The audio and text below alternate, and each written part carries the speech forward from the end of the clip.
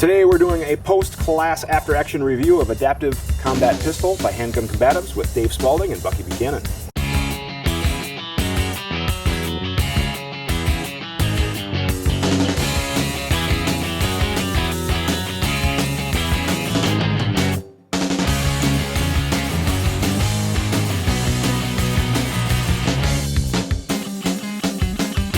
Hey guys, this is Dave Tim. Thank you very much for checking out this video. Make sure you're checking out gunsandtactics.com and following us on social media to stay up to date. Today we just wrapped up Adaptive Combat Pistol. It was a good solid 2 days of training. We had a lot of things packed in, and we are privileged enough to have the instructors of the course, Dave Spaulding and Brian Bucky Buchanan from Handgun Combatives, with us to kind of talk the course. So guys, thank you very much for spending some time after class. Well, thank you for having us in. We appreciate it. Had a great time. No, it was a great day, and you know, just to get the normal crap out of the way that the people want to read about, they want to know about weather and guns and gear and everything else. But the reality is, we had good weather. We had mostly Glocks. We had one HK VP9. We had a couple M&Ps, but otherwise zero gun issues that I heard about or saw about. There was not an equipment issue anywhere. Holsters, ammo, never, guns, nothing. No red dots went out. Everything was great. Yeah, the only issue that I think we could learn from this is that when we were doing, you know, one-handed manipulation drills, the guys with the competition slanted type sights, or there was the SIG 320X5 that had that slanted rear sight. Right. It just didn't work well for racking. And I think that was kind of the big equipment lesson learned, unless you guys can think of something else. No, that was the big equipment lesson learned, and I just take a hard stand on that. You've got to have a way to one-hand manipulate that gun, and the best way to do it is off your rear sight. So if you're carrying that gun as a combat pistol, you want to have a rear sight that's designed for one-hand manipulation. We actually saw a couple of folks go back and get other guns. They went and changed out guns because, hey, this slanted sight, this ramp sight's not working so well for me. And went and got another gun that actually had a better bite to be able to work that technique. Yeah. There's no way to tell what's going to be coming your way in a fight. So you want to have as many contingencies and as many problems solved ahead of time so you don't have to do it in the middle of a fight. Yeah, and I really liked where learning occurs. You know, I'm a big one on, you know, training and teaching and all that, but at the same time, as you guys would probably agree with, you can be the best instructor in the world, but if that student doesn't experience it for themselves, sometimes it always doesn't, you know, stick. Sure. And I think when they've had to experience that, I think that's the best teachable moment they could have. But like I tell people in the classes, you know, I mean, I can stand here and I can tell you this and tell you that, but if they experience it for themselves, that equipment failure or that technique or tactic does not work, that's going to have a much bigger impact on them than me just standing there verbalizing it to them. Yeah, absolutely. Yeah. So just so you guys don't know, Dave Spaulding, Brian, amazing instructors in their own right. I've known you for several years. This is my first time getting to work with you, and it was a great experience on my end, so I'm really glad you're able to come on. No, I enjoyed it. A great group of folks, and enjoyed the facility and the hospitality and what you guys did here. The weather couldn't have been better. No. Whatever you did. I've been known to bribe Mother Nature before, and apparently I'm still in her good graces, so that was great. Now, the background of the course, you know, all of us having a law enforcement background, you know, having a desire to have effective skills with our equipment, and that could easily trickle down to the permit to carry holder, the responsible citizen as well. But you know, being that we all have that law enforcement background, I had a lot of appreciation for the course.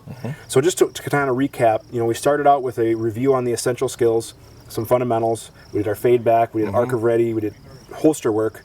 And is that kind of just to catch everybody up and also probably give you guys an opportunity to check out where people are at? Exactly. We want to get a handle on their foundational level skills to see where they're at. Sure. Because let's face it, 1 week read in the class can really slow everything down. And we've had that happen. We've had people that just should not have been there. They weren't ready for it yet. Sure. And we basically just tell them, come back to another class.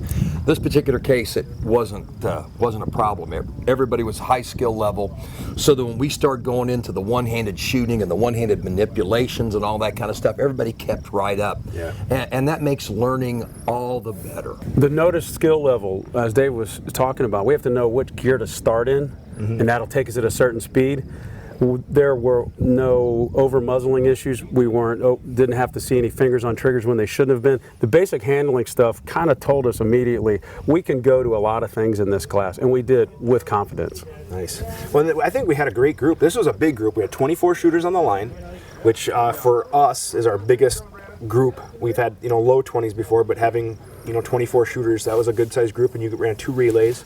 But really, we had a wide variety of background. We had Canadian law enforcement from about the 4-ish state area, and we had a lot of citizens who obviously just really care about being proficient at pistol craft. Yeah, and we don't teach it any different. For law enforcement, military, or armed citizens, we teach the same content to all of them, because when you're in a pistol fight, it's not a matter of whether it's a military, a law enforcement, or an armed citizen. It's still a pistol fight, and you have to have those essential skills. And then we have to take it beyond the essential skills into the combative arena, so people not only can shoot that gun, but they can fight with that gun. And there's a lot of people out there that don't realize the difference between the two of those. Well, that's what the class started to get into. So we then, after we got through the essentials and kind of a recap, we started to get into one-handed shooting and one-handed manipulation. And I think that was kind of an eye-opener for a lot of people, because they saw the accuracy open up. Your standard, that 6x10 chest cavity, people had to take the walk of shame included. Yeah. And you kind of realize your technique of losing, like you called it, that windage adjustment, that standard for your presentation, I think was a great exercise, even though I think we would all agree we don't enjoy shooting one-handed, but it's a necessary skill. Right. It happens more often than people realize.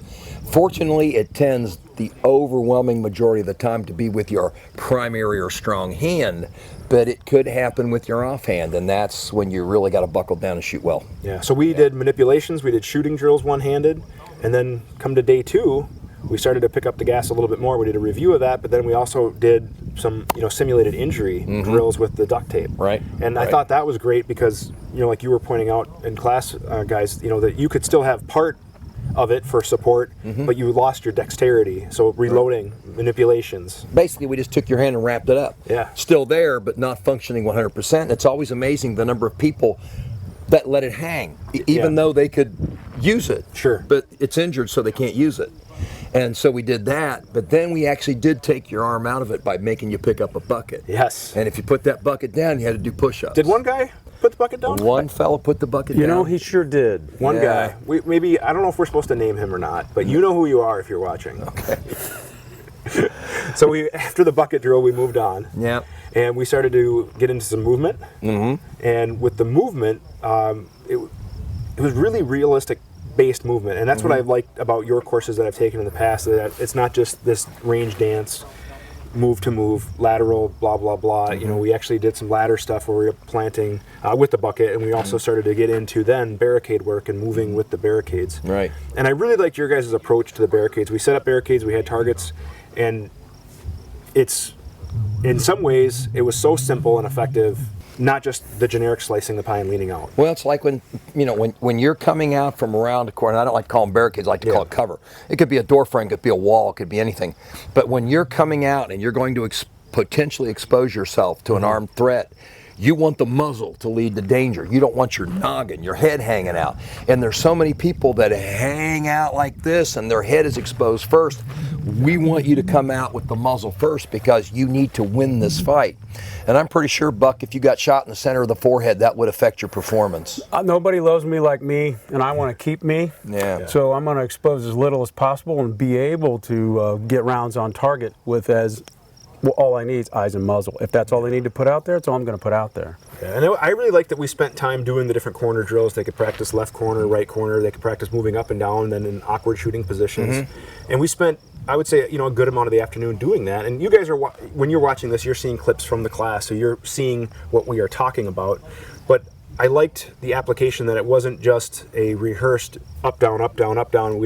It was explained with purpose of how to position your feet, how to minimize your exposure, how to present the gun first, and have use of that as if it was cover, concealment, or a barricade, or a corner, or whatever object. And then we restrict the amount of space, the amount of real estate you had to work in. And a lot of people don't do that. I mean, if you're behind a true piece of cover in a combative environment, you're not going to let your legs stick out. You're going to have so much real estate, and we try to limit that as well. Yeah, and then how we wrapped up the day was getting into a different approach to clear a room. And for those of you guys watching in law enforcement, or even protecting your own house, home defense, or whatever, those are realistic skills. And we have all seen the trends of officers or armed citizens or whatever basically getting hurt or dying in the line of duty. by using techniques that we've all been taught and we've all done, Right. but we kind of didn't realize that, hey, maybe there's a better way to do this. Right. And I really like that. And we won't get into that because, you know, it's tough to, for you guys watching, you're seeing a little bit of it, but it's tough to get the whole context in a two-dimensional video of a couple-hour lesson compressed into just a couple of minutes. So, And we don't want people watching that on the video and thinking they can do it because exactly. they can't. Yeah, So. you need to get to a class and get some quality training. And I really appreciated your insight with that. No, absolutely. There's nothing wrong with learning something that's been around a long time, time tested, time proven. That use of the edge of the cover, it's been around since the beginning of time. We kind of got away from that for a while. Law enforcement and military now have video to be able to show what works and what doesn't, and the video doesn't lie. So those tactics, those techniques that we went over today absolutely reinforce the time tested stuff of don't overexpose, earn your shot, all right? Don't put yourself in danger if you don't have to, and fully exposing yourself or stepping from that cover exposes you and puts you in danger. Best place to be in any kind of trouble, not there. Yeah, amen to that. And then we wrapped up the day with the 2x2, and I think we can just leave it at that. Okay.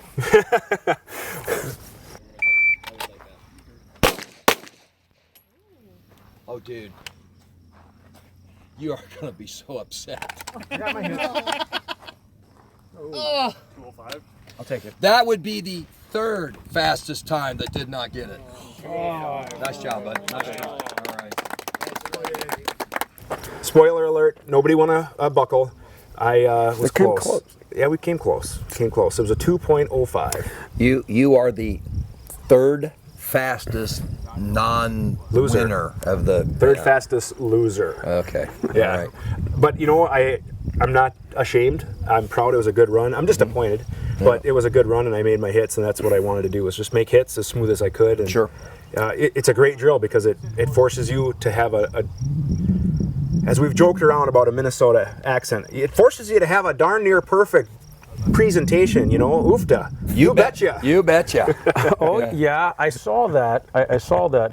It's that happy balance of speed v accuracy put on a 3x5. Yeah, in 2 seconds. But isn't that always the problem? You can be faster, you can be accurate, but being both fast and accurate's the conundrum. Yeah. Yeah. Well, that'll wrap it up for this AAR. For more information about you, your training courses, where should we send them? www.handguncombatives.com. And in addition to handguncombatives.com, which you will see a link on the bottom of your screen, make sure you're also following these guys on their Facebook and YouTube channels. You put out a lot of great videos that are free, and they're very informative. Now, they're not as flashy as some of this other stuff out there, and there's no cleavage, but I'm telling you, the knowledge that you will gain from watching their content is great. So please check them out on Facebook, on YouTube, and you can please follow us on all of our social media outlets.